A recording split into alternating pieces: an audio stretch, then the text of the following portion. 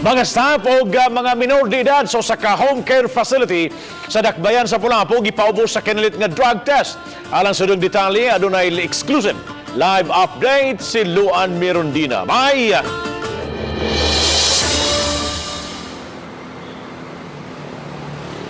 Bob, ang home care facility mauna ang ikalimang buhatan ubos sa Lapu-Lapu City Hall nga napaubos sa kinalit nga drug test. Tapan giklaro sa kadagkuan or sa pangu sa silosap nga ang paghatag og urine sample sa mga minor de edad dili pinugsanay ug may pagtugot kini sa kadagkuan sa home care facility.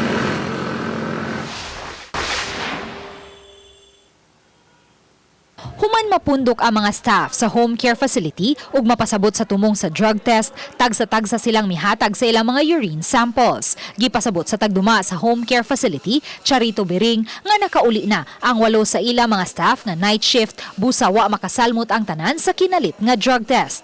Samtang gipasabot sa pangu sa Silosap, City of Lapu-Lapu Office for Substance Abuse and Prevention nga lakip sa ilang gipaubos sa kinalit nga drug test. Ang mga minor de edad nga giatiman karon sa facility. Kasamtangang may 24 ka mga batang lalaki o 23 ka mga batang babay. Kikuhaan ng pod nato o urine test ang mga bata for monitoring purposes only with the consent from our social worker na naadiri sa home care office. Dinhi sa atong center, naamod sila yung mga behavioral reaction kanang manifestation nila sa unsa ilang karakter dito sa gawas. Usa ka pribadong kompanya nga gi-outsource sa Silosap ang mipahigayon sa drug test. Hayan ugmang adlaw, masayra na ang resulta niini. Kung na ay nag-positive, no bearing ang result sa atong mga kabatanunan nga naa nato dire. No bearing, at least makamonitor ang atong mga social worker.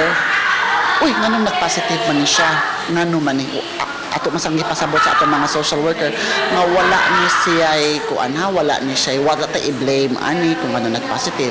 At least we were able to monitor their status. Kahinumduman, Setyembre 25, gihulipan ni Lapu-Lapu City Mayor Jonard Ahong Chan ang tanang mga kawani sa home care facility human madawat sa mayor ang mga reklamo gikan sa mga minor de edad nga babay nga giatiman sa facility. Gipabilin hinuon ang tulo ka mga PWD nga mga kawani. Bob, giklaro sa pangu sa Silosap nga ang resulta unya sa maong drug test mo'y himuon nilang giya sa pagduma sa home care facility. Og so far, Bob, mao kanang latest nga atong nahipos gikan dinhi sa gawas, Bob. thank you so much, Mai, sa imong live report.